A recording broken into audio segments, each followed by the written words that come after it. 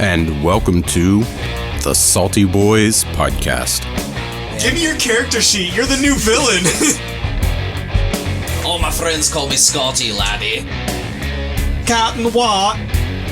I am collecting supplies to make explosives. The Salty Boys Podcast. Okay. And we're live. All right. Oh. If you're tuning in. Hello, viewers. If you're anyone besides the four of us tuning in. Congratulations. I'm more You impressed won than upset. $1,000. Guys, give him a hand. You won $1,000. Yeah.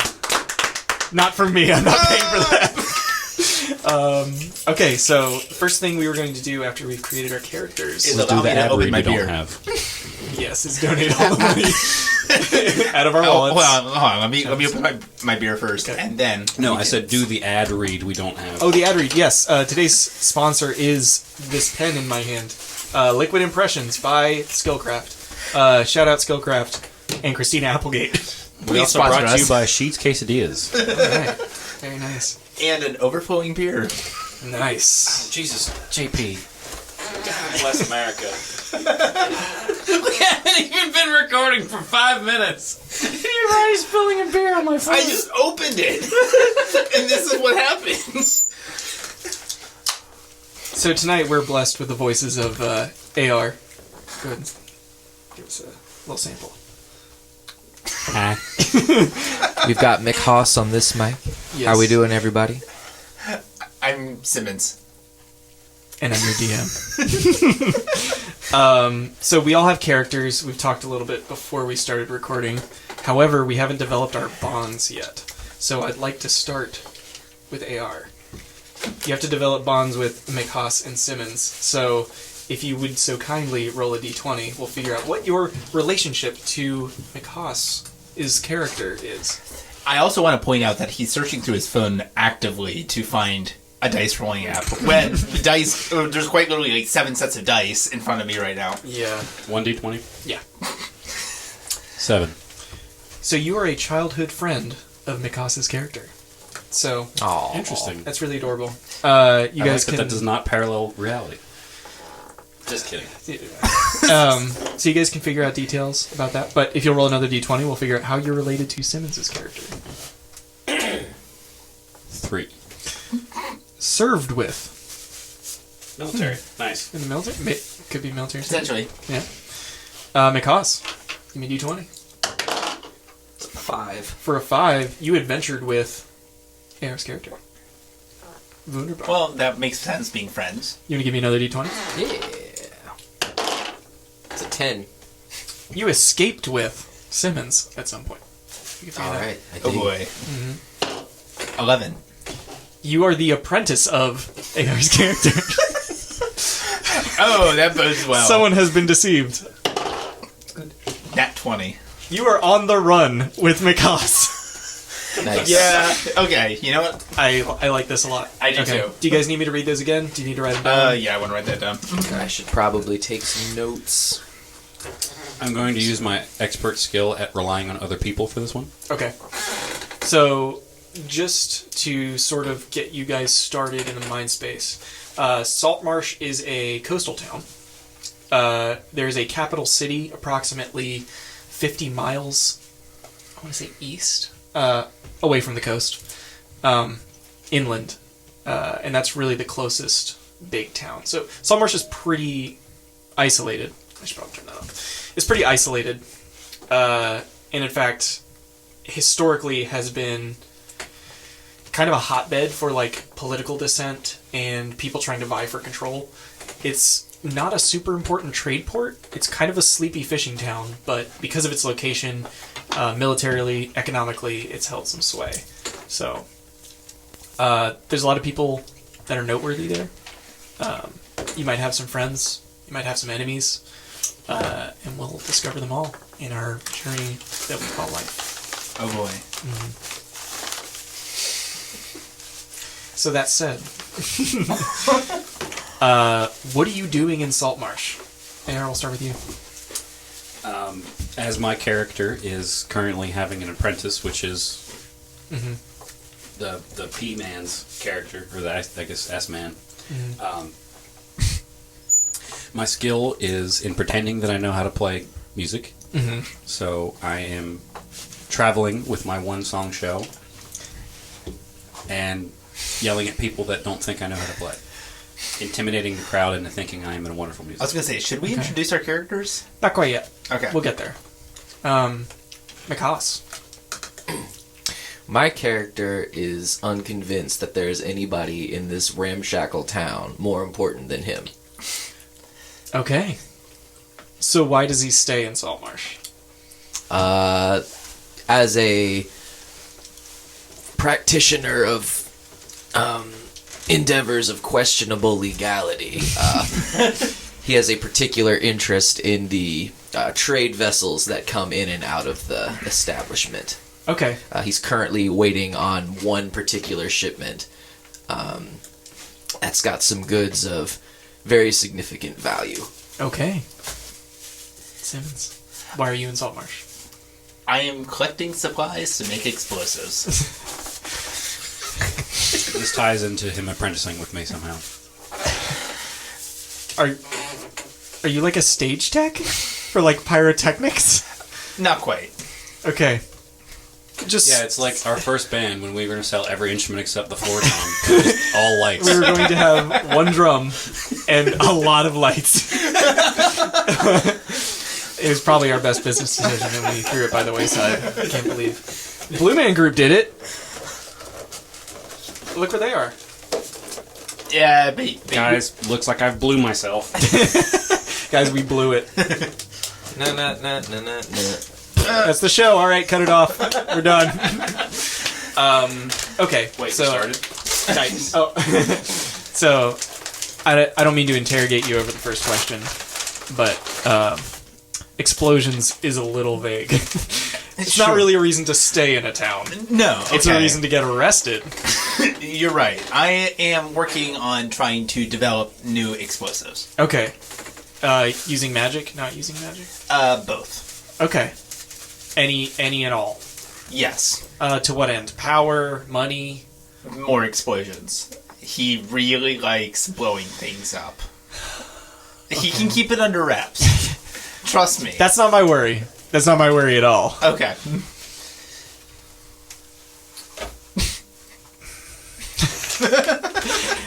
The gears are turning. Okay. So Let me come back to you. Basically, you're just neutral evil. No. Or chaotic neutral, I mean.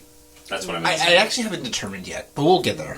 You're just chaotically Explosions. wanting to blow things up. I was going to say, what do you want to blow up? Primarily anything that could potentially prevent me from living a happy life. So the moon is what I'm No, the moon is what got us here. This sounds Oh my straight up God. some fuck the moon shit right here. Okay. Well, the moon's not even real, you know. So let me get this straight. In your eternal crusade against the moon, you're seeking to make the biggest bomb that the world has ever seen. That's why we're on the run, man. Give me your character sheet. You're the new villain.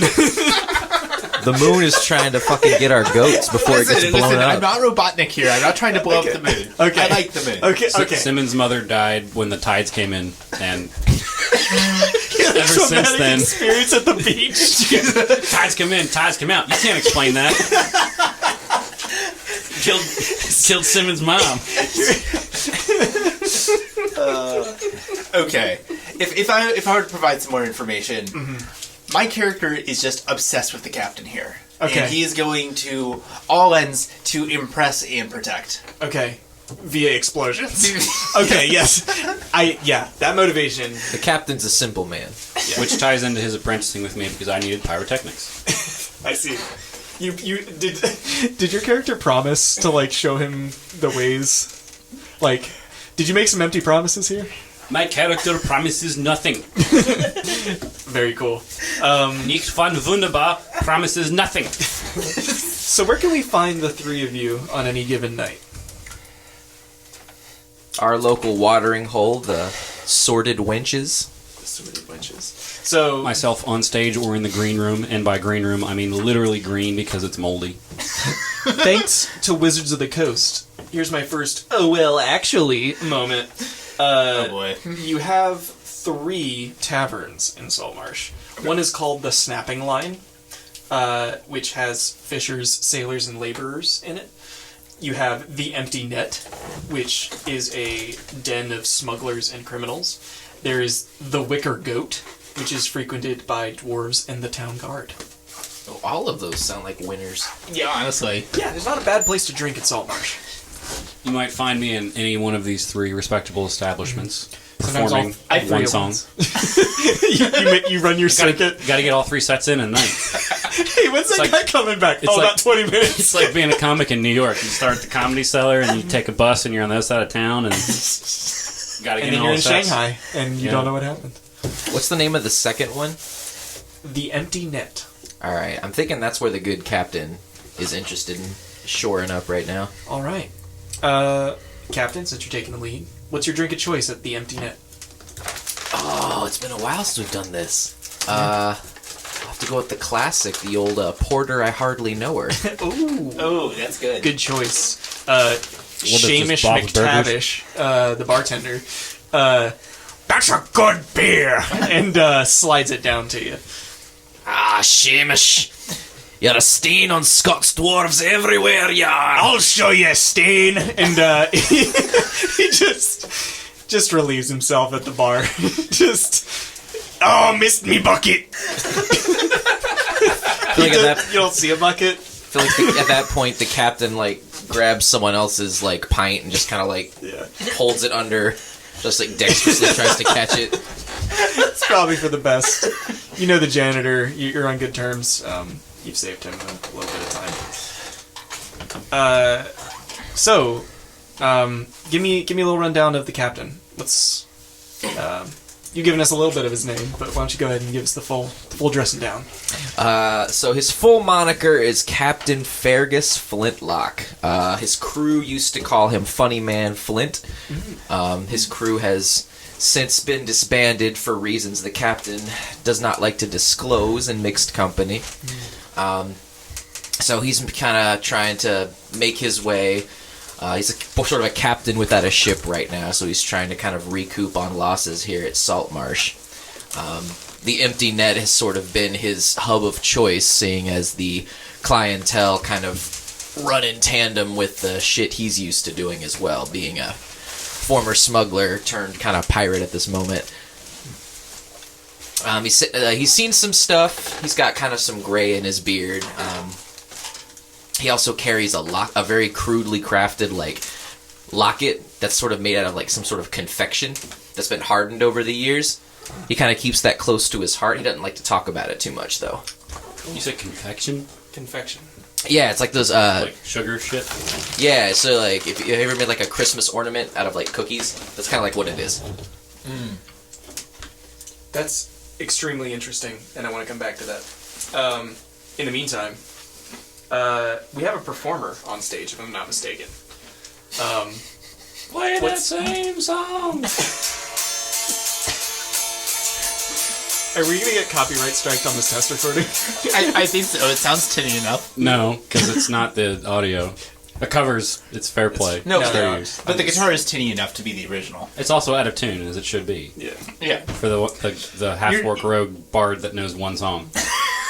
Tune? What's that? You're striking me in my soul. I'm a music teacher. Okay. So yeah, Captain Fargus gave us his dress down. Let's get this. This musician strikes quite the silhouette. You if might I'm not say mistaken. he strikes a chord with the patrons. I think he did. Yeah, I think he did just strike a chord. So as he's doing his sound check that takes 20 minutes for a 3-minute set. So he gets paid for the full half hour. He does. Yeah, it's part of the business model. Good Which, lord. might I compliment you, is great. Yeah. Well crafted. Let's get a name, physical description. What's he wear? What's his instrument? Okay. So, I am a half-orc rogue who, through intimidation and his background as an entertainer, convinces people that he is a musician. Yes. So, my background is my name, or actually, sorry, let me start with my name, is Nicht von Wunderbar, which translates from German as not of wonderful. Yes. Because my singing is not of the wonderful type. But you have a nickname around Saltmarsh, is that correct? Everyone calls me Big Nick. I like it. On account of his... Stature. Yes. It's a dick joke. I don't get it. That's where we're going with this. Tell me... What's this act like? For some reason, Red Hot Chili Peppers popped into my mind. Yes, that's your stage presence? You're getting kind of on the way there. Yeah, so, the shirt comes off. we have first off, there's no shirt when I go on stage. Okay. Nichts von Wunderbar never wears a shirt. Okay. It's just strictly military pants. Okay, and boots. That's it. Yeah, okay, I like... The only time I'd wear a shirt is if it is below 0 Celsius, and I'm wearing simply a tank top. Okay. So, the stage presence, the stage performance is also greatly enhanced by my, apprentice. There we go. My apprentice contributes greatly to the lighting and the ambiance of the show. Yeah, so we pan over and we see a half-elf kind of scuttling around the stage trying to like set up little party tricks to go off at like certain times in the music. It's never consistent though. Yeah, it's not on the right downbeats. To be fair, neither is my tuning. So. It really fills the act. I like it.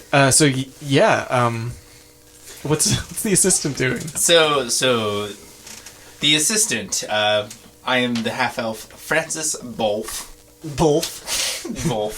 Okay. He is just a scrawny little thing that is quite literally the explosive fetishist.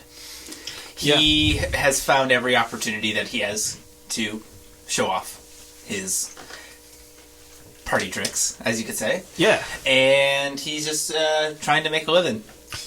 So as the 3-minute set winds down, going from an epic crescendo to that's all that there's time for. The finale leads up to your final pyrotechnic. And what does that look like? I have to actually address that because the net the name of the tavern, the Empty Net. Thank you. The owner of the tavern actually came to us after our first show and said we're not allowed to do our finale act anymore. Oh. So you have to pantomime it, is what you're telling me. Nailed it. I'm setting the mood for you. So basically, the last time he lost his pay, and then I had to stomach the rest of the cost of repairing the ceiling and the stage and the back wall. Of which the foundation has never truly recovered. No. But Seamus is not loath to let you forget. But at the same time, due to our lovely performers' heft, they just opted not to put the stage back up. It sounds like another dick joke. That's what I'm hearing. Okay, yeah. So in lieu of a pyrotechnic finale, what does the finale of... So initially, when I was getting started, it was a combination of gunpowder, some various chemicals for color, and a firebolt. Okay. To set it all off at once. Okay. However, like I said, that was essentially the equivalent of a hand grenade. Yeah. Yeah, a very colorful hand grenade set off in a bar. You know, surprisingly enough, though, our performer only just came out with just slightly singed butt cheeks. Yeah, which is weird because his butt wasn't facing the explosion. So, but that's what the insurance claim says. So. Yeah, right. Fortunately, I have 16 of the same exact instrument. So there's no lossage. I have one for every version of the song I play. Can I grab a beer? Are you close to the beers? I've got. Oh, is it right here? You want an IPA or a? Give me a session, if I can, for our D&D session. Please sponsor us, Dogfish. Please. Please, I'm dying. My children are starving. JP can't even open a beer right. All right, listen, bitch. Hey. You can't say that on the radio. Good thing we're not on the radio. Yet. I'm still holding out for the XM deal, even though it's the same thing as Sirius now. Yeah. Same company. We're going to be the next Opie and Anthony. Except D&D. I'd listen to it. So I want to jump right into the meat and potatoes, which is to say, I want to do nothing for the first week. So when you do nothing for the first week in Saltmarsh, you get a downtime activity. Oh. So these are things you can do in downtime. You can buy and sell magic items. You can carouse. You can do research. You can seek gainful employment. You can do mercenary work. Would you like to know more? Was that a good sales pitch? How was it? Do you need any of those options again? No, Tell the but- captain about this good gainful employment. I don't think I've ever had a gainful employment in my life. So, gainful employment.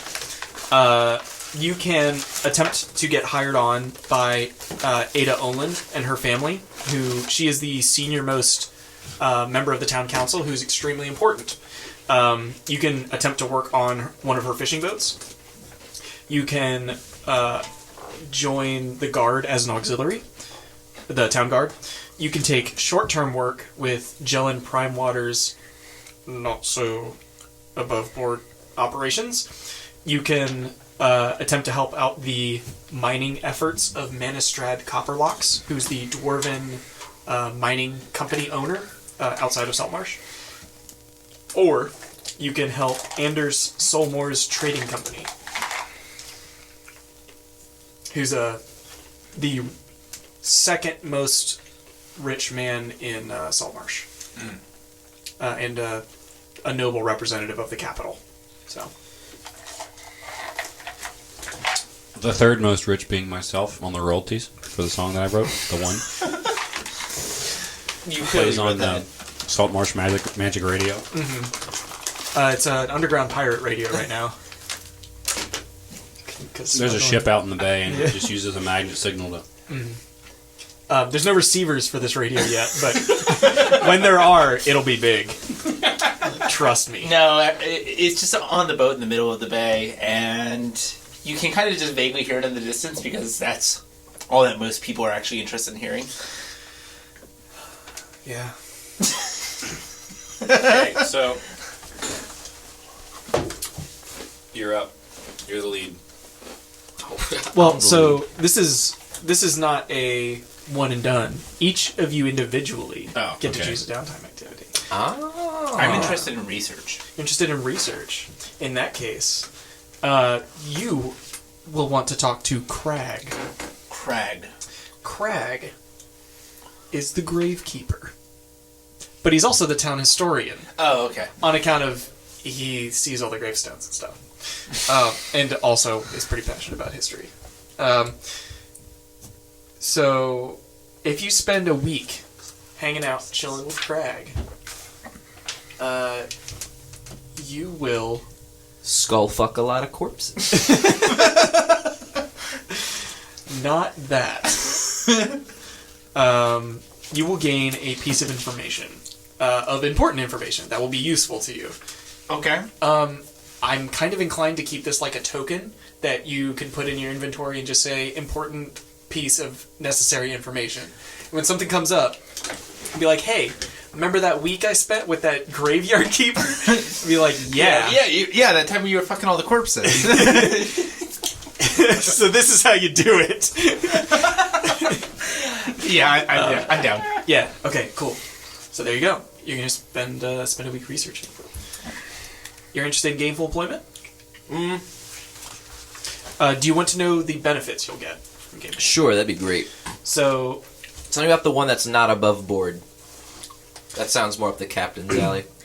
That would be Jellin Primewater, the richest man in Saltmarsh.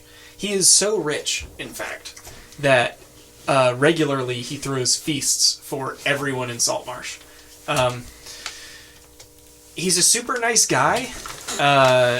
You maybe have shaken hands with him a couple times. He likes to like get around and talk to people. He kind of, if anything, his detractors say like, you know, maybe he tries too hard to be the face of Saltmarsh, or you know, maybe he's trying too hard.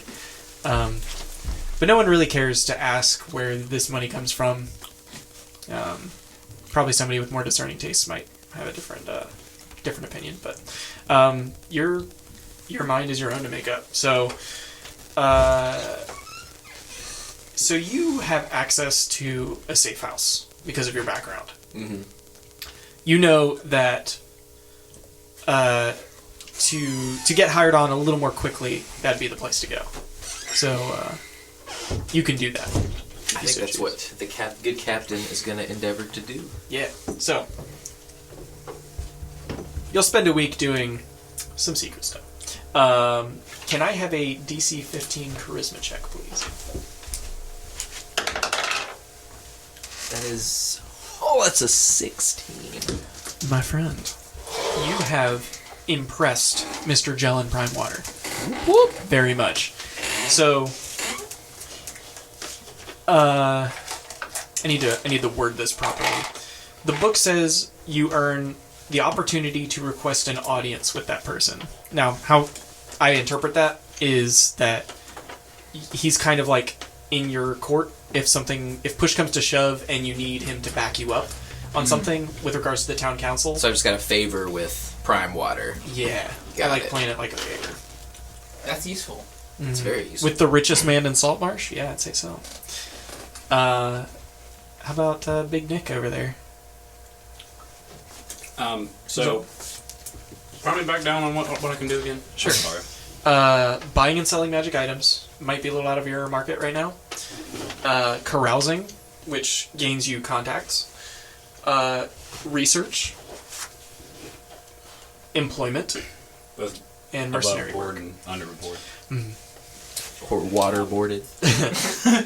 Get it? Because like marsh. So it's like water in a marsh. Salt marsh. It's waterboarding. No. Yeah, follow. You can't see this at home, viewers, but he's playing with his nipples as he's saying that right now. This is his fetish.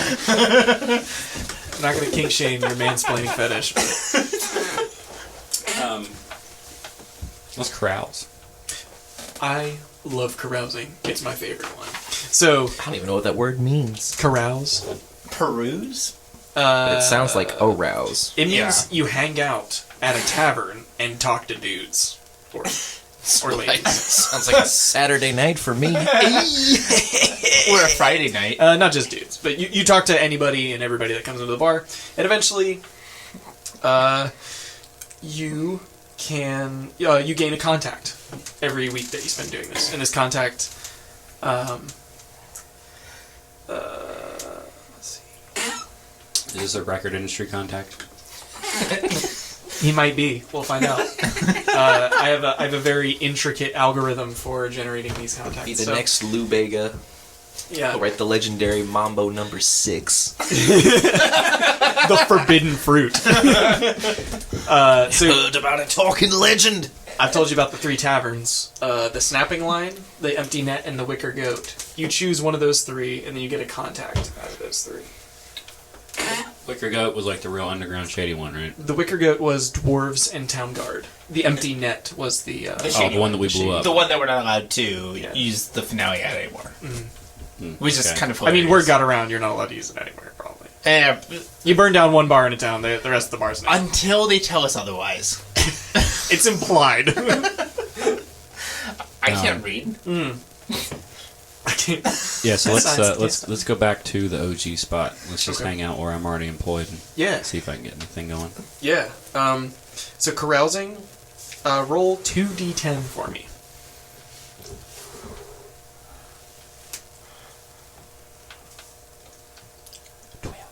Okay. So you spend 12 gold. All right. And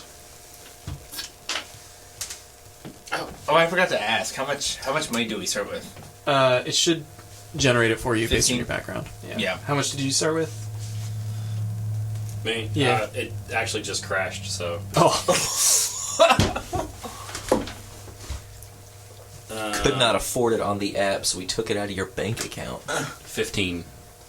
Oh, wow. Yeah, All so, right. so you're you're knocked broke. down to 3 by, like, pretty much drinking every day, hanging out. But you meet an amazing gnome sorcerer. All right. He regales you with tales that he spent in a gladiatorial arena in the capital. And what he reveals to you by the end of the week, after many days of speaking and listening to your music, he says he has a rightful claim to the throne Oh. of the Empire. All like, right. no shit.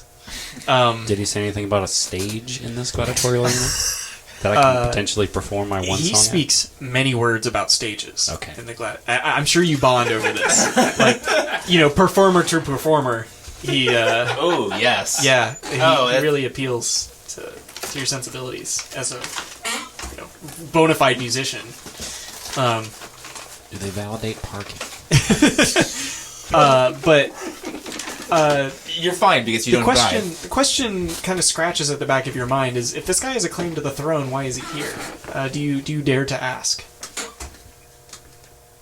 Well, I'm going to use a traditional half-orc saying. Mm-hmm. Chuck it in the fuck it bucket.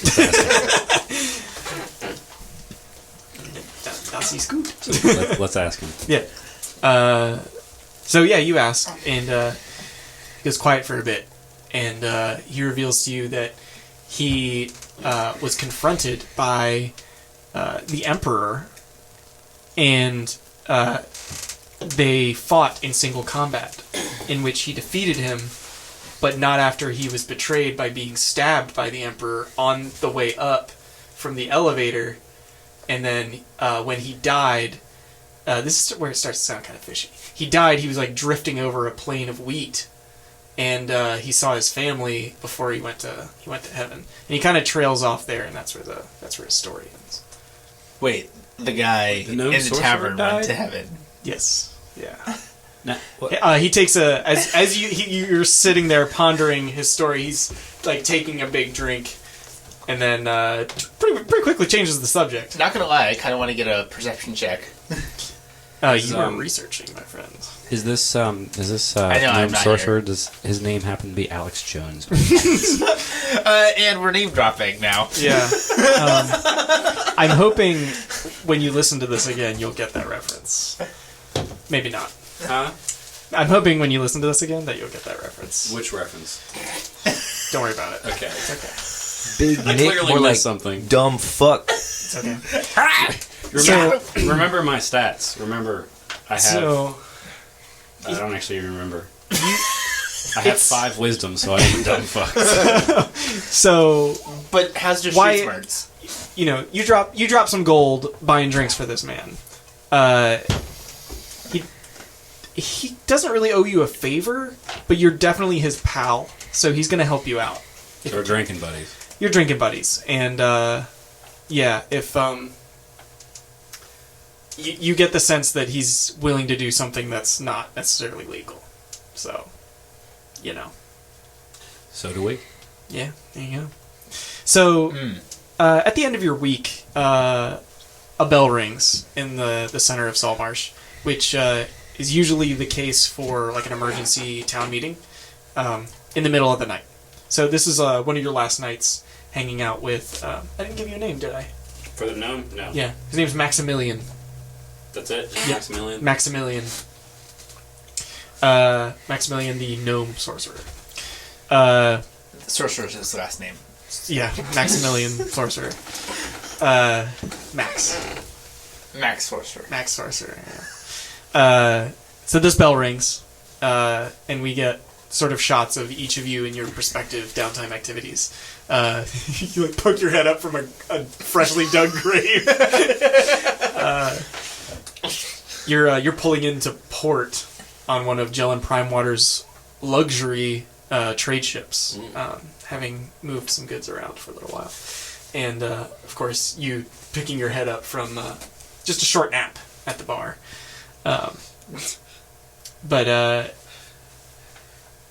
yeah, you follow along with the rest of the crowd to the center of the town, and the town council has brought a table forward, sitting on the gallows, which is like the tallest point to just to talk to everybody. So You just hang out and have a conversation at the gallows. Hang out. hey, this is where the dicks hang out. That's not the only thing hanging out. So there's kind of a dull roar. It's the murmur of a crowd of people who've been woken up, working class people who've been woken up in the middle of the night. So a lot of this better be fucking Probably on a important. Sunday night too. Yeah, like what's the meaning of this? That, this, and the other thing. So, what are you all doing? Who exactly am I rubbing elbows with? I guess since I'm a dwarf, like elbow to knee. That'd be, so Jellin Primeward is busy. Right. You would have interacted probably a lot with the foreman on the vessel that Jellin Primewater owns. So, give me a charisma check to see how well you got along with him.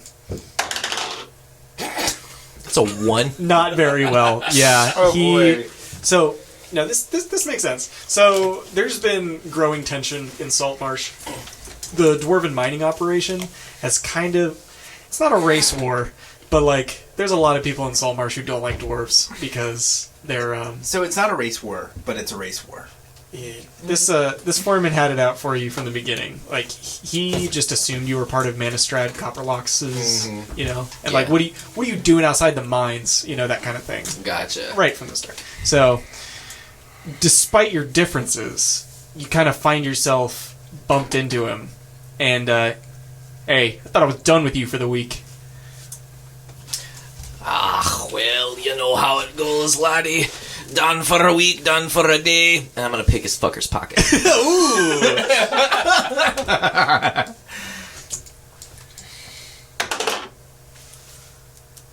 Oh shit, that's a 13. I don't know if that's good enough. Well, he notices, Ah, god damn it. and he grabs your hand, and he's like, as if I needed any more proof, and he throws your hand back at you, and he turns to leave, and he looks like he's making a beeline for a guard. Ooh, beeline for a guard. Means So- I'm gonna make a beeline for this man's ass. So you're gonna try to, like, outrun him? Not out. They don't need to outrun him. I just need to like catch up to him so I can like just Body him. dwarf a pulp. Oh my god, okay, Off to so his you're going kneecaps. to assault this man. Not assault, just deter him from reaching his destination. I've got it in good with Prime Water here. Alright, go ahead. Actually, wait a minute. Hold on. We are Hold all on on. the way to a town meeting. You know so, what? it Fergus might is not a be little the more best. savvy. I'm gonna Yeah. play him a little more savvy. Okay, I'm gonna let this fucker walk right up to the guard. okay, yeah. In fact, I'm going to stroll leisurely behind him. Okay. Yeah, this guy. he's moving with like a brisk pace. He's he's got something to See, report. I just have this So, visual of you as- with like hands in pockets, just like scuttering. So yeah, he does his power walk up to the guard, and by the time you get there, he's like a quarter of the way through the story, and so he's like, "Yeah, this fucking dwarf that worked under me was just a piece of shit the whole week, and then feels like he didn't get paid enough and tried to take it out of my pockets." And the guard's like, "What?" And at this point, as he points at you, this is like where you arrive. So Fergus is kind of walking up. He's feigning being really winded. He's like, "Oh, thank you, laddie. Oh, I thought I'd never catch up with this wanker here after he getting away with the crowd. You see that satchel of money he's got there right around his waist? He took that from me dwarven pockets right in the midst of this pell-mell here. Arrest this man!" Give me a deception check.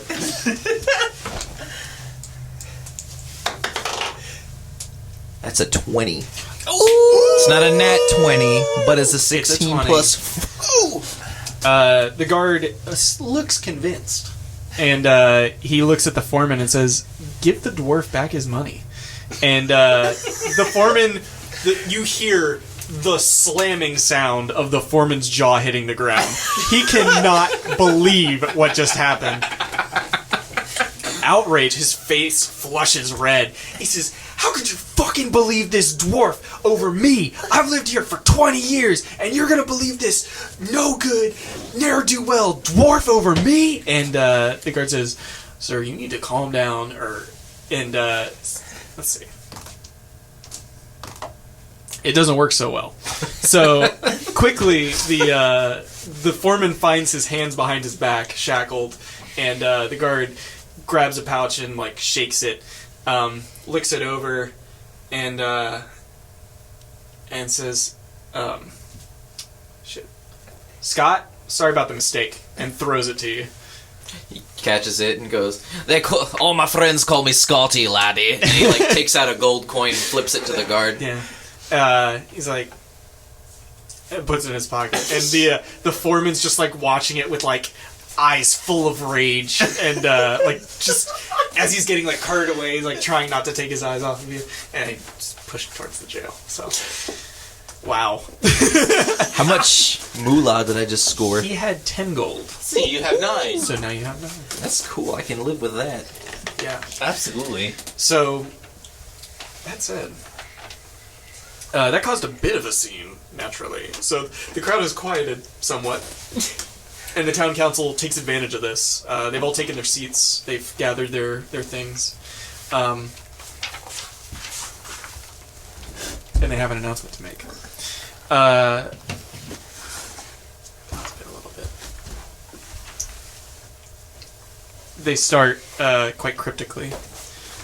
4 miles east of our fine town, the town councilwoman speaks, Oland.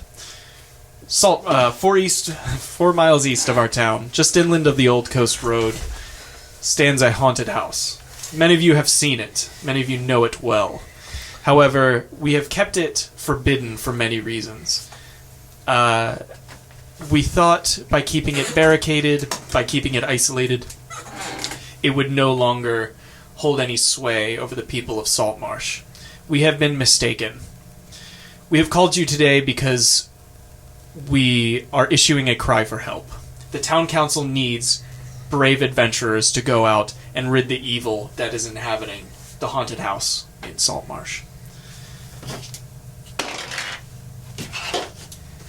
I was checking something. Don't worry. So there's a bit of a silence falls over the crowd. No one volunteers. Saltmarsh isn't home to adventurers. It's home to fishermen. It's home to smugglers. It's home to drinkers. And, ship's rights. It's not home to adventurers, except those who might be called to adventure. After a little while, she continues, compensation is awarded to those who volunteer. One moment. You gonna spill this one, JP? I hope not. Hey! Oh, No, it's not open yet. Celebrated peace. Put your mouth on it. It's coming up. No, it's not exploding. Hey, there it is. See, go figure. The good one doesn't explode.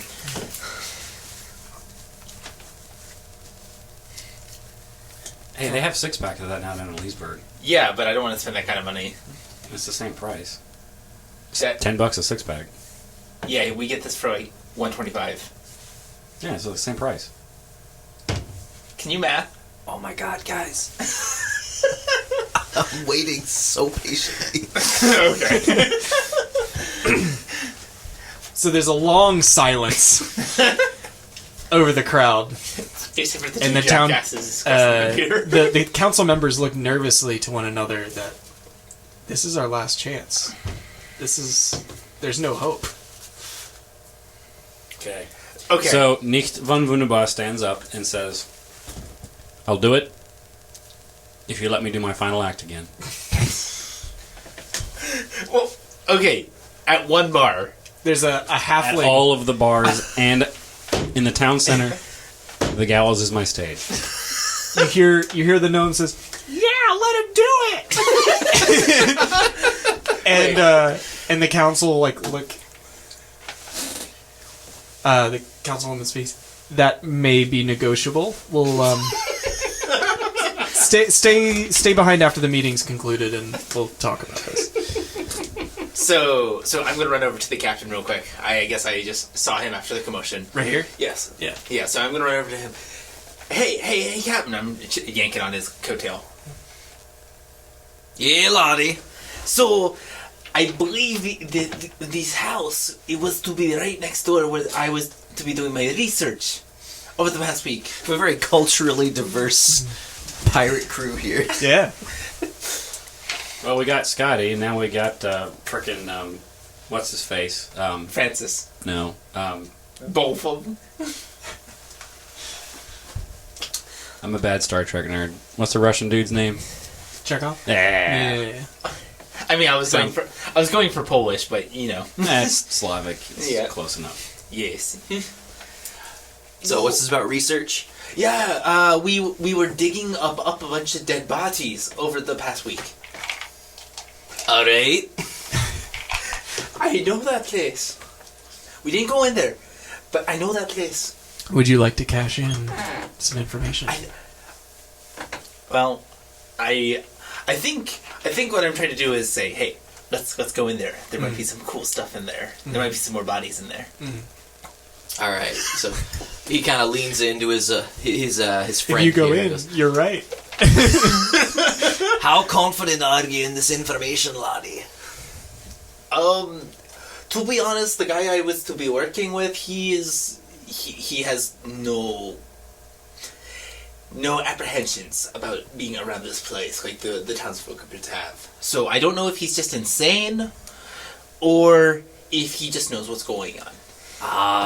There's not but a fine line between insanity and genius, laddie. I am to be aware. That's good enough for this old captain. So he kind of hoists up his britches a little bit and stands on a box nearby. He kind of addresses the townsfolk. He kind of goes, "Alright, you lily-livered, caterwauling, land-lubbering sacks of shite. Yeah. Captain Fergus Flintlock and his merry crew are gonna investigate this haunted house for you. And you will remember this day as the day that funny man Flintlock freed you from your oppressive tyranny." Captain what? Christ almighty. And he kind of takes off his shoe and throws it. Hey, ain't I see you on one of them Jennings Prime water vessels? Prime water what? Hey, you're not Captain. And this kind of sparks a bit of the murmur in the crowd. And one of the council members, Andrew Solmore, raps his gavel. There will be order maintained while the council is in session.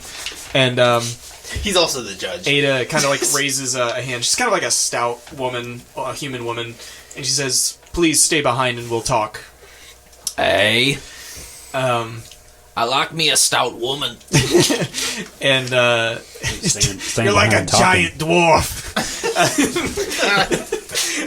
And she kind of looks over at you that she saw you guys talking and you. All right. I suppose that's as good as anyone can ask. And she raps her gavel. The council is concluded. Those of you asked to stay, please stay. The rest of you are dismissed. And with some murmurs and some shifty glances. One crew member you served with kind of passes by you and claps a hand on your shoulder and says, "Captain?" Kind of looks up at him and goes, Flanagan, fancy seeing your ugly mug around these parts. Aye. Why are you calling yourself Captain? Well, I don't see any other captain running around here, do you? Yeah. You sailed with one. This week. He kind of starts tugging Not at much his, of a captain, though. kind of starts tugging at his beard and goes, "Yeah, well, I'm more of a dwarf than your mother was last night." Oh. Yeah. Yeah. That's what I thought, laddie. He just like turns back, like whatever. So you three are kind of left. Ada Olin's stuck behind. Jellin Primewater, recognizing you, has stuck behind as well. The rest of the council members have dispersed, trusting these two to handle this relatively simple request. So they step down off of the podium, off the gallows, and approach you and say, the rate is 200 gold. It's non-negotiable. Clear out the evil that's in the haunted house, and then we're clear. I have a question. How destructive are we about to be? I mean, get rid of the evil. Works for me. Okay, about that performance. What are your terms? You let me do what I want. They can keep the money. I don't give a shit about the money. But he's my stage tech, and I don't know, you're my stage manager now. Do the show my way. I've been called worse. Public square. That's my terms. That's quite the ask. First of all, has this person even heard any of his performances? Probably no. I haven't seen your performances, but I do know of you. They call you Big Nick. Neeked, if I'm pronouncing that correctly. You forgive me if I'm not. Yeah. However, I know that your performances tend to be on the wild side, which I have no problem with in Saltmarsh.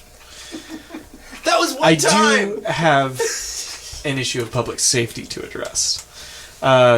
So if your plan is to perform in the public square, there needs to be forms filled out. There needs to be safeties, in place for an incident.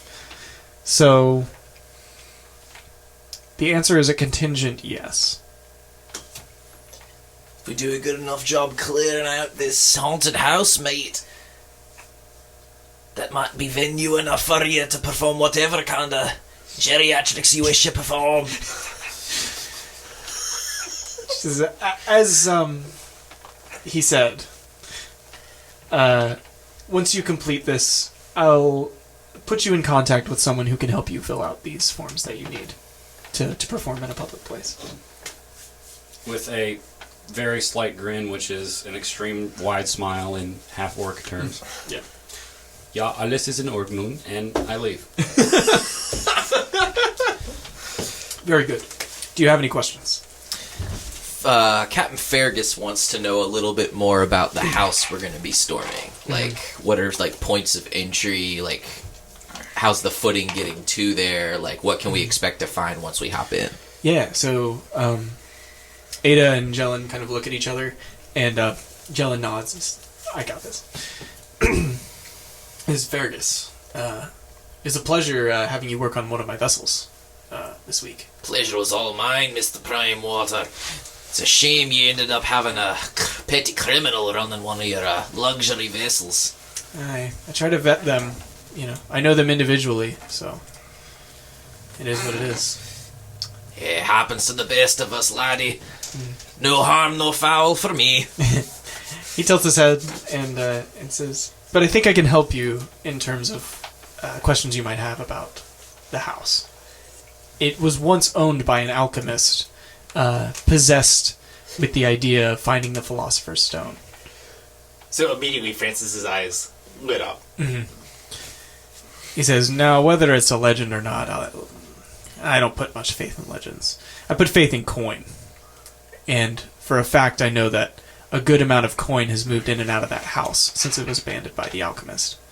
So, with that in mind, I think there may be something good to find in there. So, that said, there's one road that leads to it, and that's all. It's surrounded by a good bit of land that could be used for farms, but hasn't been used on town decree just to keep some separation between the people and this house. Best not to get them curious about what lies inside. So I am to be having two questions.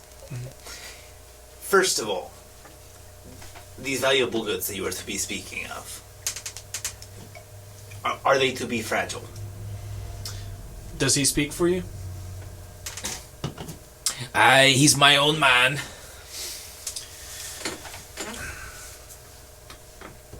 Or are you to be aware at all? There's no information beyond what I've given you.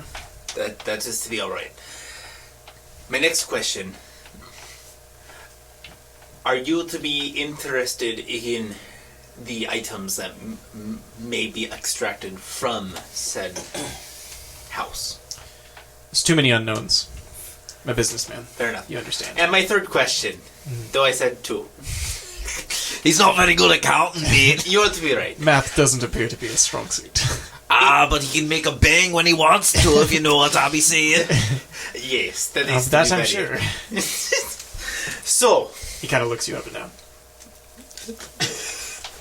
yeah, hikes up his pants a little bit. So, if there were to be loud noises, would we to be having any legal issues with the local guards?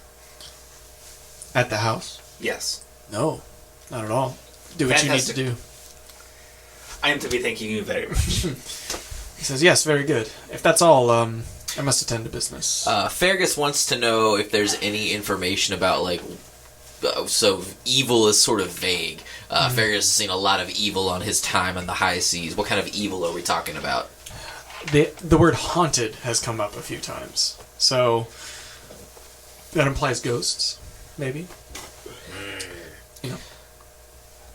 I don't think we be having the necessary materials to combat, think beings of the non-corporeal, if you know what I be seeing. I am not to be as concerned only because they are typically bound to a structure. If you are to be removing parts of the structure, these beings can potentially go away. Ah, and that's why we keep him around, laddie. He's the smart one. Jelen Primewater has departed, so it is only you and your thoughts. So, Is the Captain's talking to himself now. is the other Talking councilwoman to me. there? she's gone. Okay. All right. So, you can start as soon as you want. I would. This is in the middle of the night. Is that correct? Yes. If I am to be willing to make a request, may we to be wait until the morning, so I am to be going to the market to acquire supplies. The captain will allow it. I appreciate that. The captain also requests a brief reprieve to take a leak. Yes. Granted. Okay, so I just noticed that since I'm awful at D&D and don't know things, one of my features is as a performer, my performances tend to make people like me, and I can always find somewhere to perform. So it's time for me to go do a couple sets. Okay. Okay. So I think we need a quick pause. Yes. We'll take a quick break. A music break. Yeah. Here's Wonderwall. Boo! Why'd you stop? That's it. Ah, lordy! And we've got a fresh crack. And beer. we're back. We had 5 pee breaks. Yeah. The Captain Pee Yeah. breaks. Yeah, that's true. So, we left off having taken a break. And a break in the middle of the night usually means nap time. It was nappy time. So, our heroes, adventurers, bed down for the night in whatever sorry hole they came crawling out of. I don't know why. That was really mean. I mean, honestly, my character, he probably was just like hanging out in a ditch somewhere, hoping for the best. Remind us, Francis, what? Okay. Why do you sleep in ditches? Well, okay, so Francis, he seems like he has a very bubbly personality, but due to his explosive interests, he really turns off a lot of people who might want him around. So he has gotten used to just finding either a trench or a drainage gutter or, you know, a nearby woods to just stick up camp for the night. That's pretty not safe. It's really not, but it allows him to do his experimentation uninterrupted. Also, I'm still trying to warm up to the captain a bit. Okay. So I'm trying to keep my distance up until he accepts me more. Okay. It said captain. What's your betting situation? I imagine the captain has secured lodging at the most illustrious inn that Saltmarsh has to offer, thanks to his ties with Prime Water. Oh, we got a highbrow over here. You're gonna call me out on my Saltmarsh knowledge here. Yes. Yeah. Consider yourself called, ya Yankee Scots git. Yeah, so to secure the finest room in Saltmarsh, you need to go through Scarin Wave Chaser. He works for Anders Solmore. Jellin Prime Water is a businessman, first and foremost. He doesn't own hotels or inns. That's not his business. His business is on the water. That's where his money is made. Anders Solmore has more assets on the land, which in saltwater is why he's the second most influential, wealthy man in Saltmarsh. That said, there's still a lot of influence and money to be made on land. Scarin Wave Chaser is the sort of marshall's not the right word. Magistrate? No, that's not right. Steward. That's the word. He's the steward for Anders Solmore. So he handles a lot of the day-to-day. Okay. So if you want a room at the Saltmarsh's finest room, you go through Scarin Wave Chaser.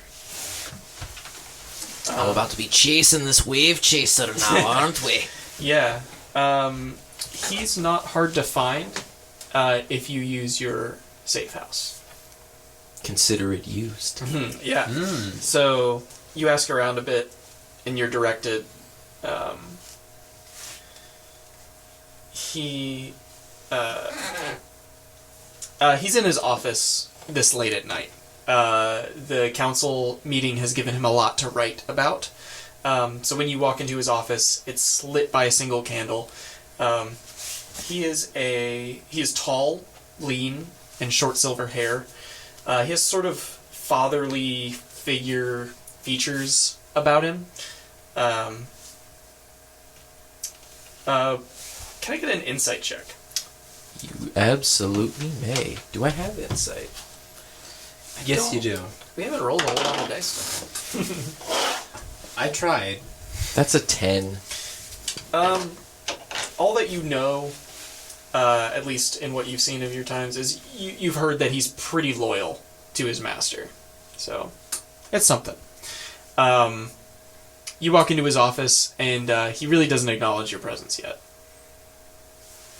His quill scribbles away on note after note of hastily scribbled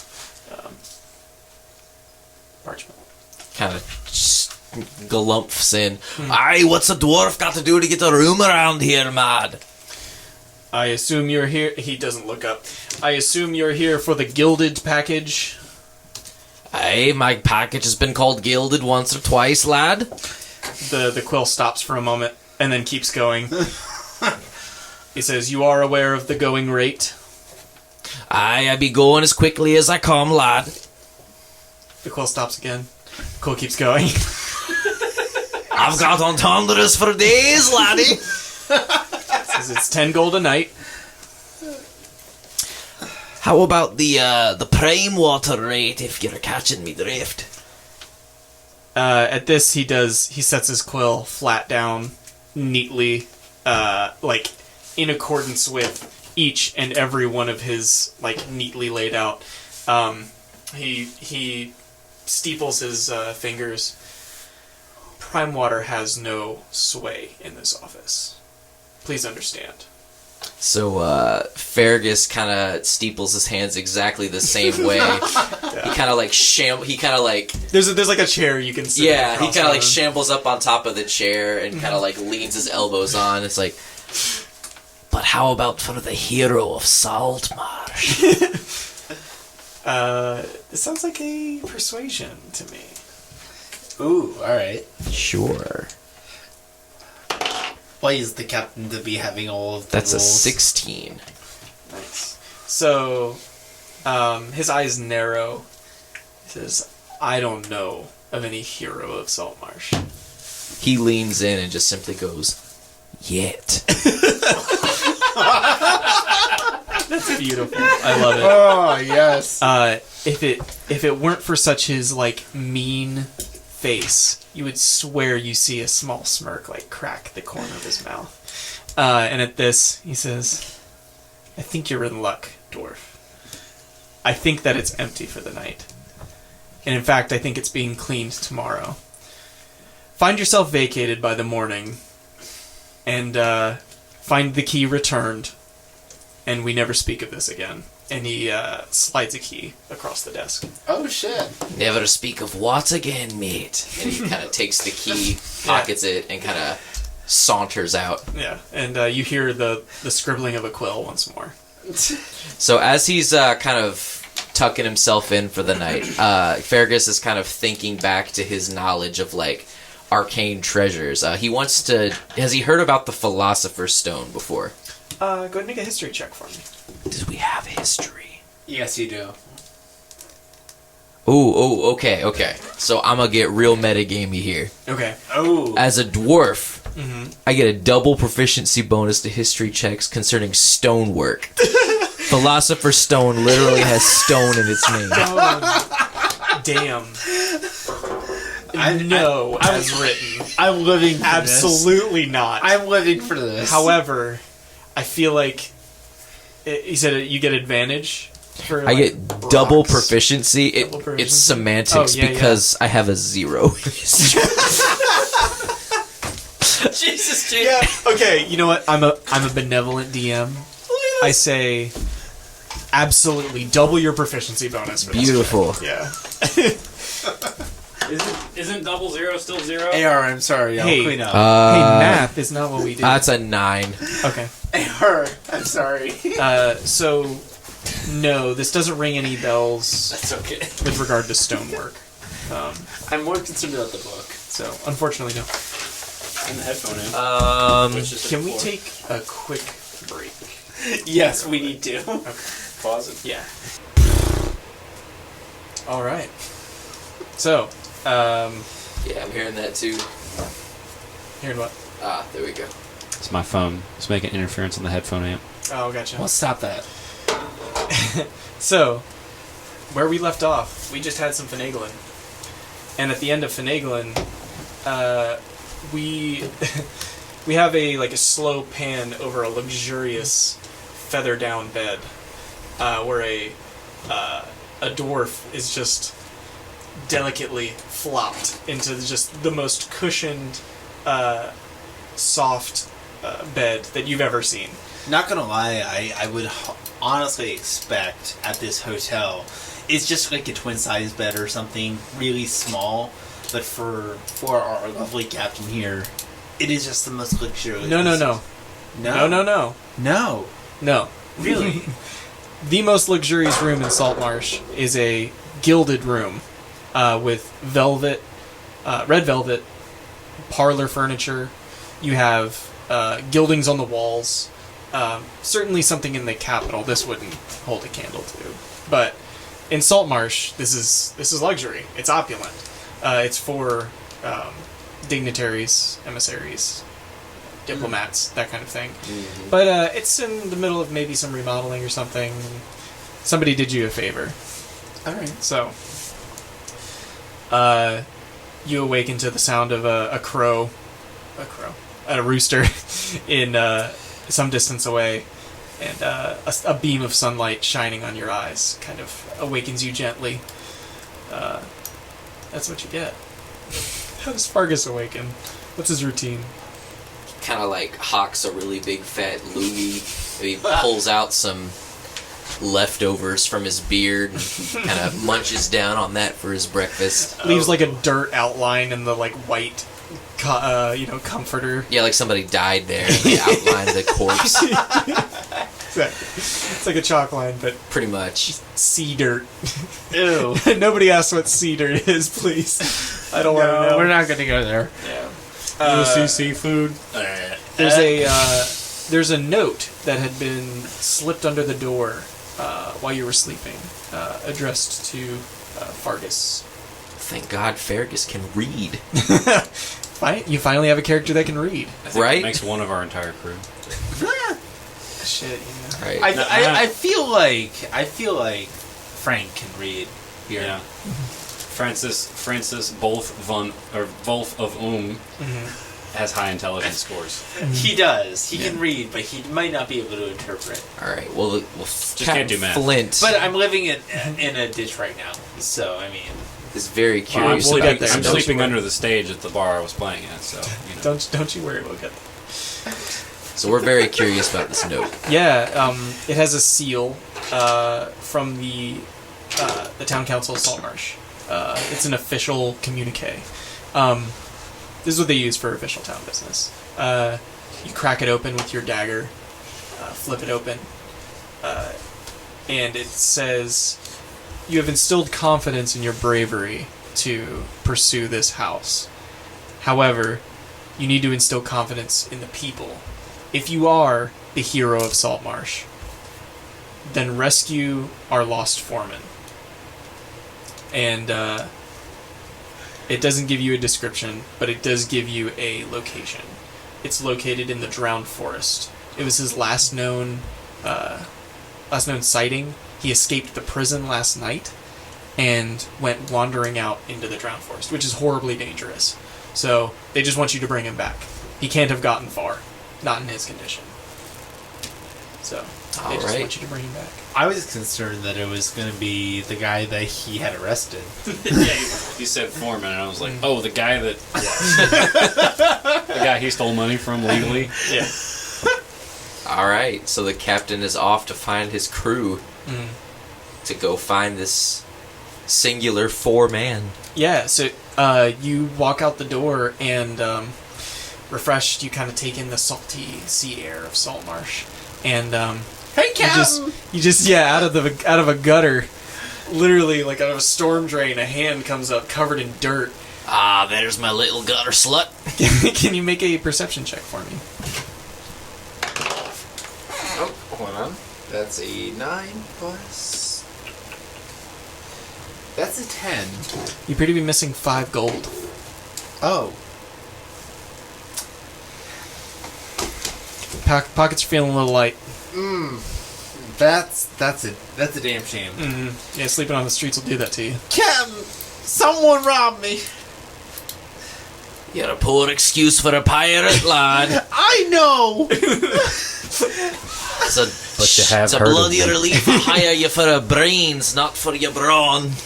I mean, that is to be true. I don't know what happened. I was out at the night. I was rummaging through the graveyard like my former instructor told me. I found a nice cozy hole to sleep in for the night, and now I'm missing money. Well, hopefully you aren't missing any brain cells, laddie. What did your research turn up? To be continued. As far as I can tell, what he learned was related to the undead. I can't really speak right now for what specifically it was related to, but it was related to a bloodline that was associated with the village, and that's basically it. It was kind of a loose end kind of story where some folks died, some folks disappeared, and they were all of the same bloodline. Cool. Alright. Did you happen to read anything about this philosopher's stone the villagers keep going on about? I was not to be made aware of that kind of item. To most of what I was to be seeing was associated with the family itself, rather than to be the objects that they were in to be in possession of. I'm more to be curious about what we might be able to be finding in this house, and at the same time to be finding what happened to these disappeared individuals. Aye. Now, what is to be interesting is they made gravestones in the graveyard for these mysteriously disappeared individuals, but there is to be no description of the death. Alright.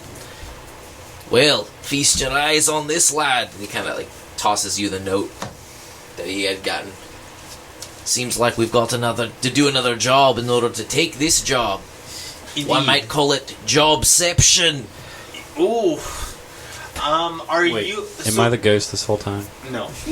Am I Bruce Willis? Yes. Are you to be interested in pursuing the house in midday or at night? Now that we have been granted legal exemption from any noise we might be making at the house, it seems like we are to be able to do whatever we want whenever we want to. Seems like we've got to find this missing foreman before we can go into this house, lad. I think you're to be right. So, where is my third crewman? If I am to be guessing, he is probably to be passed out underneath a bar stool. Smash cut to underneath a bar stool. Smash cut. That cut has been thoroughly smashed. That's right. Cinematography. George Lucas wipe from the side. An unnecessarily CGI'd in person in the background. Yeah. Right. It's just a badly animated tiefling like walking by for no reason. But it looked good in 2001. It's great for its time. So you come crawling out of the bar. You see your two compatriots, like, just chatting it up without you. Oh. Let's get you some cock. It's okay. So for our listeners, We were just our worried that you were captain leaving. just went off to get a beverage. Captain needed to wet his whistle a little bit. He's in deep RP right now. Absolutely. Deep lore with Captain Flinty. So That's our spin-off show, Deep Lore with Captain Flint. Please stay tuned for the next 4-hour block. So in this regards, we stumbled into the bar. We see our passed out friend, and he went straight for the beverage.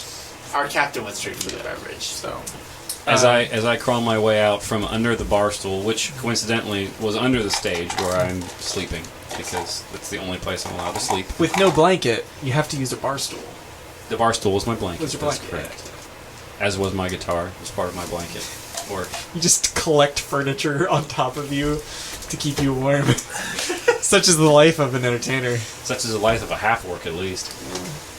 So I crawl out from under my abode and basically say,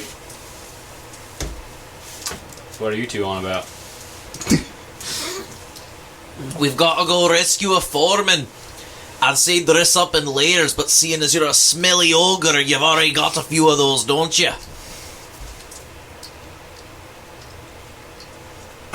I'm a half-orc, sir.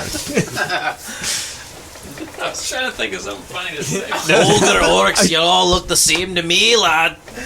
Jesus. that's fighting words. Where's right this there. coming from? Jesus I Christ! feel like Fargus... This is some deep Scottish German All right. Wilder here. All right, Big Nick. What do you got to say about that? There's a dwarf that overhears you. Kind of comes up. It's like, hey, we don't use that kind of language. Not anymore. Kind of turns around expecting to look up at somebody, but he's not No, just he's having to on look level. down at someone. Yeah, it's a sort of younger dwarf, brown hair or brown beard, brown hair. We've got a Zoomer dwarf. Oh yeah, he's got a blue streak in his hair, tattoos on his face. Oh man. In Zur hair. I've shown female dwarves with bigger peg legs than your beard there, laddie. Oh yeah, and he begins to kind of like throw off his jacket and roll up some sleeves. Oh, Put your money where your mouth is. Captain, are you Captain, are you to be wanting assistance? Okay, so before they even offer to have assistance, I walk over, and with my big half-orc mug and my +5 to intimidation, I say, well, "That'll be enough." Look at Dan Aykroyd over here. All right. Go ahead and make your intimidation check. Alright. so I get +5. Wait, and is he sneaking it? Roll your d20. D20. 1 times D20 and 17. Okay. So he sneaks So- in and says, "You didn't see me." This dwarf does not. His will to fight has not been killed, but he sort of seems convinced that you could handle your own if this were a fight. That you Considering that I'm a full 8 feet taller than him. Yeah. I mean, it's a stocky dwarf. So he picks his jacket up and just points a finger and says, "This isn't over," and turns, walks away. Yeah, how's that tail feel between your legs, runt? He does Okay, nothing so else. now I look over at the captain and say, "That'll be enough." This is the verbal version of that Australian commercial where the guy like walks around like slapping all the kids and the adults. And that was a 19, by the way. To intimidate him. You know, unless you want to I roll know it against- wasn't necessary, but I Captain just is wanted to not let you know. intimidated Yeah. by this narc. No. I So- willingly succeed this role. So something quite serious looms above you is a quest into the drowned forest. Something you need to know about the drowned forest. Somebody would have warned you before you came to Saltmarsh that there's a couple extremely dangerous regions outside of Saltmarsh. One of them is the drowned forest. The other is the Dreadwood. The Dreadwood is owned by a night hag who will literally steal your soul in your dreams if you're too close to it. That sucks. The drowned forest is a Don't little fall more... asleep. Yeah. Easier said than done when there are things that put you to sleep in the forest. In the Dreadwood. Pardon me. The drowned forest, however, is a more physical threat. How could you sleep? We'll get there. When? We'll get there when we get You there. are surrounded by Easy. explosions. Easy. So in the drowned forest, it's a more physical threat. It was caused by some experimental magisters who took a decanter of endless water, broke it open, and then completely flooded the entire area. So there are spores in the air that will kill you slowly over time. So, among other things, there are undead that walk among the drowned forest, and a number of just strange oddities of ruined civilizations. So, all that said, you have a simple job. Go get the foreman, bring him back. That's it. So how do people get around in the drowned forest if there's all these like spores flying around? They don't. People stay out. It's not a place for villagers. It's really not even a place for adventurers. So why would somebody want to willingly go in? That's a good question. Huh.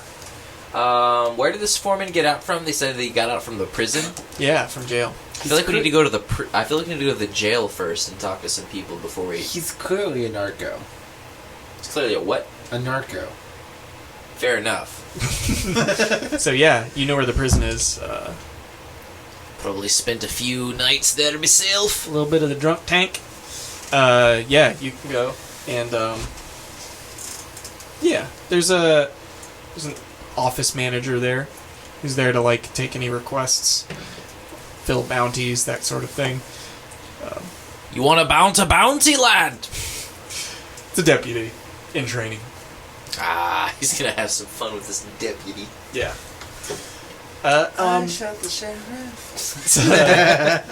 It's a younger wood elf. Kind of sits behind the desk. Appear to be like killing time. Looks like they just put down a quill, but you see they're not writing anything. There's nothing on the desk to write, so they're just trying to look busy. What can I help you with? You got time to lean, you got time to clean, me boy. You're not my boss. Ah, could be though, laddie. Could be making a killing working on the Captain Fergus flintlock. What do you say? That's so? What's your business? The hero of Saltmarsh, lad. Alright. That was a lot easier than I thought. That was gonna be a bigger ask.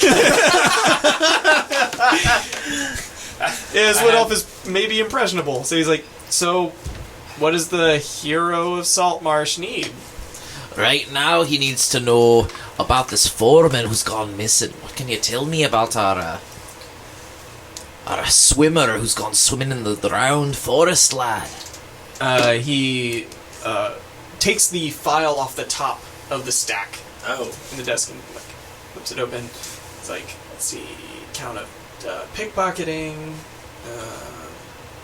Ah, what a dirty blighter picking the pockets of innocent Saltmarshians. He goes through. He's like, previous drunken disorderly. Drunken disorderly. Are you What gonna the do this? shade? Are you gonna do this for every time I read? Only for the crimes which I've committed myself. He flips through like 3 pages, not saying anything out loud, and then closes it. He says, "Yep, I've got a file." That's great. You've already accomplished your first step on Funny Man Flint's funny excursion through the drunken forest. How about hitting me with the next Rolodex of information there, son? He's like, "Look, this isn't an elf to dwarf thing, but I have no fucking clue what you're talking about." This isn't a dwarf to elf thing, but I need to know a little bit more about our lad here. I've been tasked with bringing him back to justice, and I need some information. Well, he was released in the morning on bail, but you know where he goes once he's released isn't my job. Ah, He's a who free paid man. his bail then? He flips through. Well, you need to talk to the bondsman, and then he kind of like closes a notebook and just kind of like looks at you. How is he looking at me? Just kind of Sexually? looking at me. Yeah, not sexually. So, Okay. Fergus kind of. Oh, I feel the need to cause a ruckus. Jesus Christ! In a jail. Yes. Go on. Yes. So. Say it in the mic, please. So. I'm in the mic. Thank you for being. Sir, if I am to be insisting here, my captain is to be on a mission from the city council. He is to me looking for this individual on behalf of the city. Would you be willing to be providing us any more information? Give me a persuasion.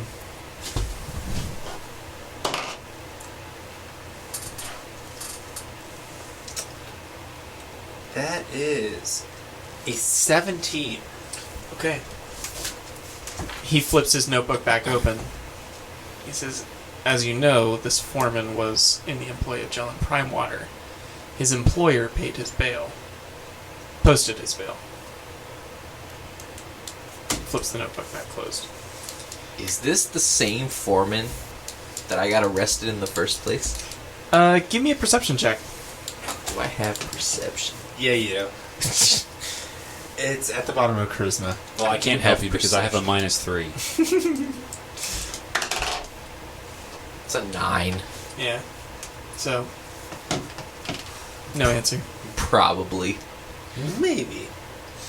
So, Oh boy. the wood elf kind of leans back. He's like, honestly, I don't know if there's much more information I can give you out of these files, but the more daylight you burn, the further into the drowned forest he gets, I suppose. And I don't know what person in their right mind would willingly go into the drowned forest. My half brethren, if I were to be making a request, is there any recommendations you were to be having towards us if we were to pursue this man in the drowned forest?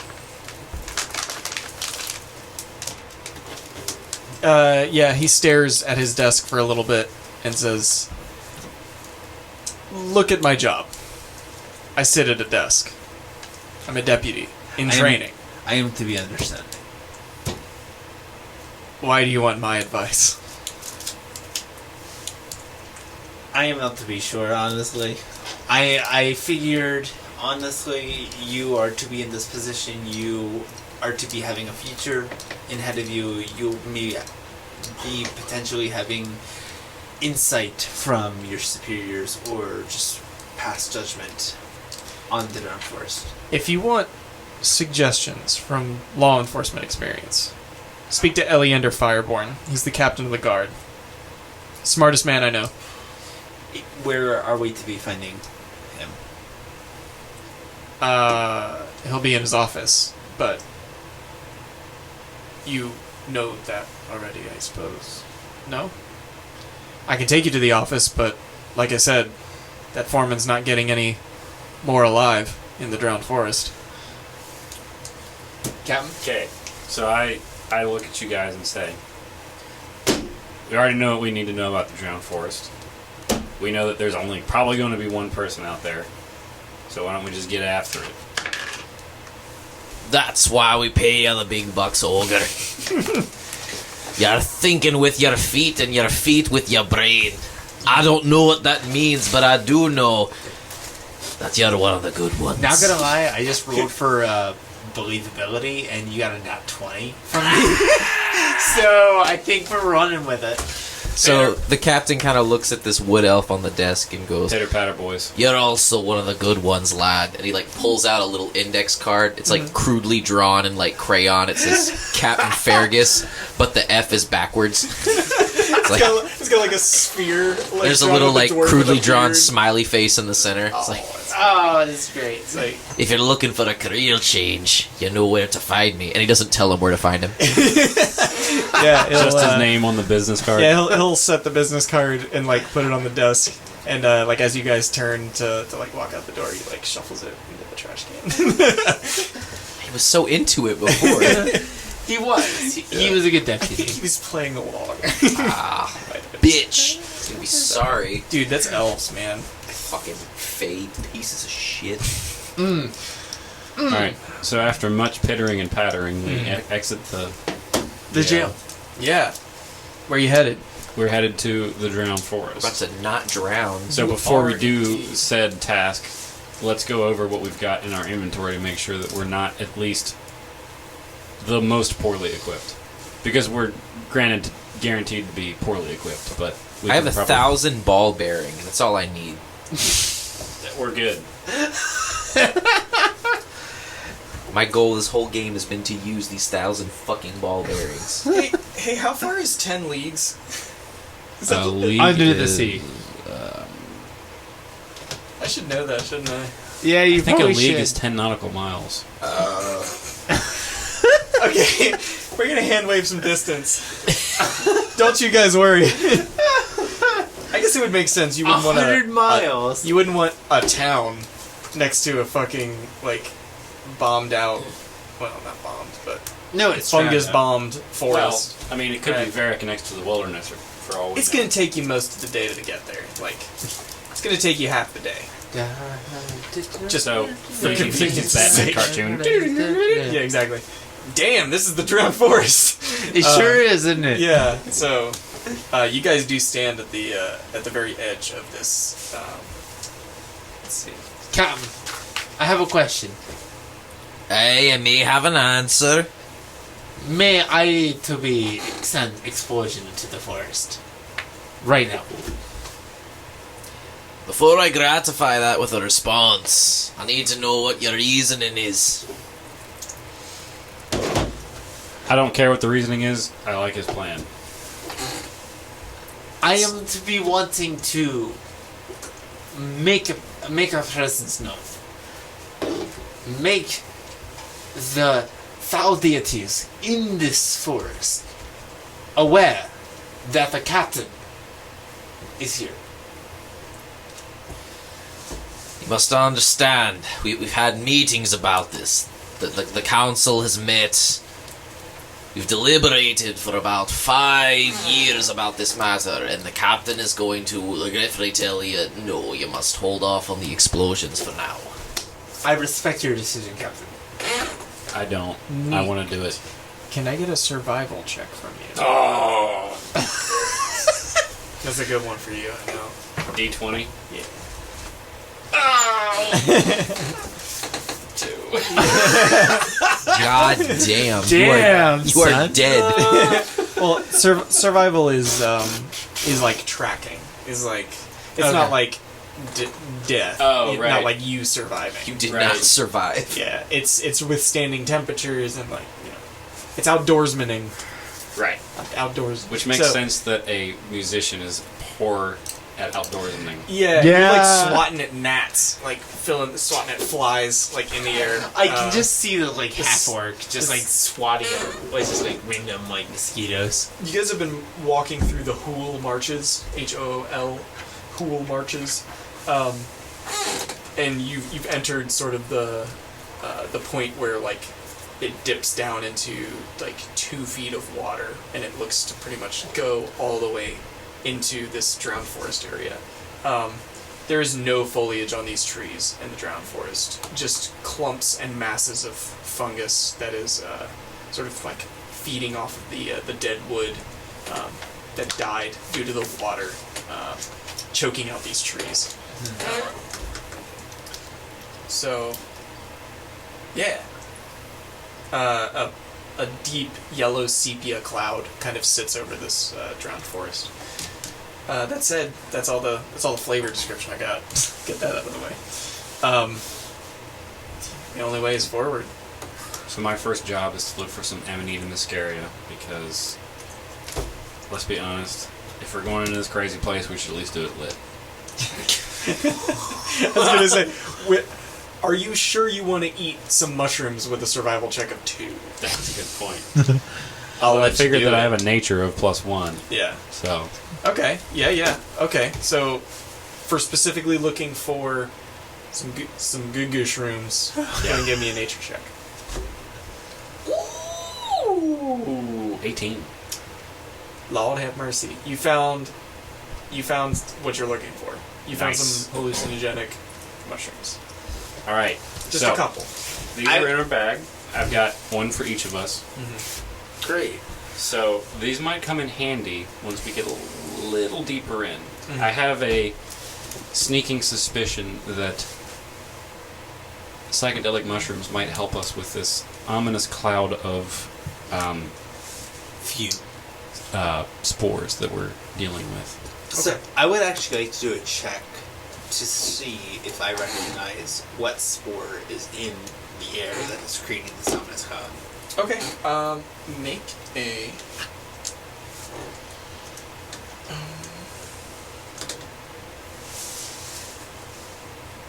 Make a nature check.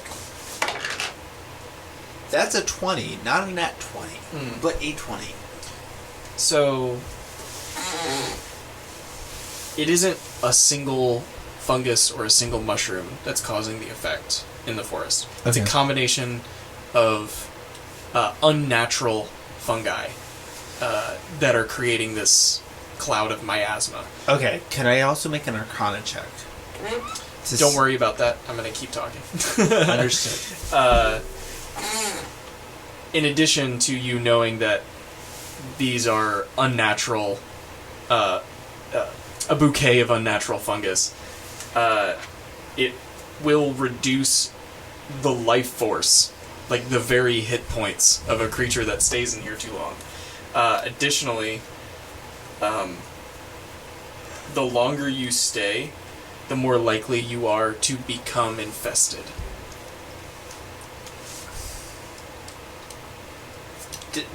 Can I make a check to see if I know whether or not this fungus is flammable?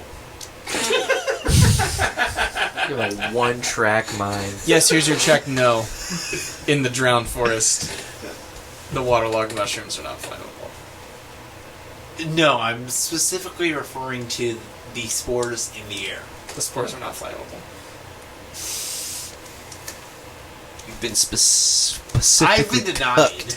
I have been fucked here. Yeah, you're not able to burn an entire region. No, I was just trying to catch the spores on fire, to set fire to the air, and let the rains come down on Africa. Therefore, also suffocate us. So, Yeah.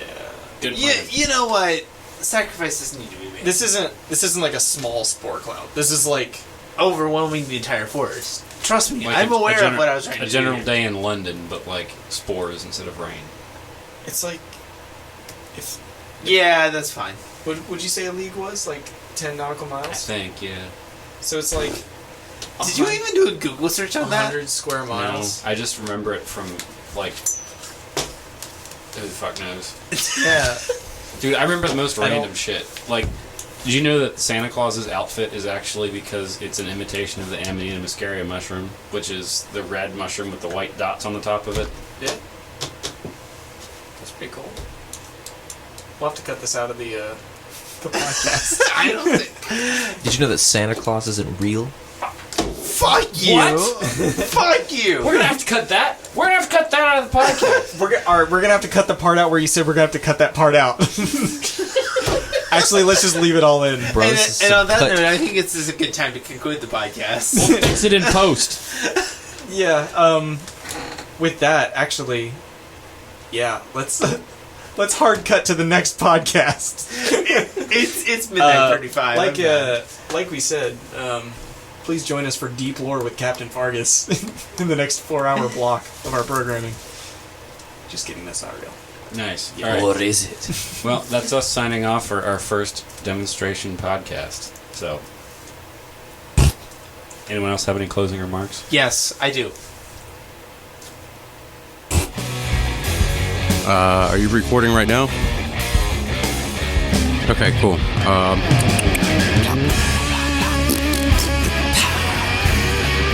Simmons. Hey, roll me over. Simmons. Hey, guess what? I'm a pickle. I'm Pickle Krog. It's the Salty Boys. And I will always love you.